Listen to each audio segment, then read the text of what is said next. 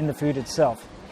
Here in China, people like to eat rice, like to eat noodles, lots of vegetables, and food isn't very processed. In fact, it's very common for people to go to the local wet markets in the morning, buy their vegetables fresh, go and cook them for that day. And the food you'll find is usually quite simple. Chopped up vegetables, chopped up meat, kind of thrown into a wok and fried with, then added to some steamed rice. And that's pretty much it.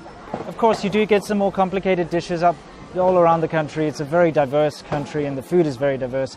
But in essence, most of the food is very simple and it's at its core elements. Whereas in America, you find everything's very processed. You've got all these weird and wonderful sauces and ways of preparing the meat, and what you get on your plate is a masterpiece of engineering and years of scientific research. Whereas here, it's basically chop it up, cook it, eat it.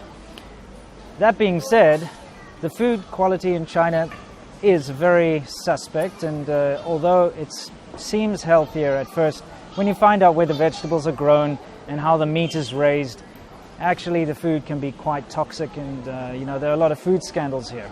So in essence, it's much healthier here in China, the food, but in practice it often ends up being less healthy than in countries like America, where you've got health standards and sort of repercussions for having bad hygiene in your restaurant, for instance.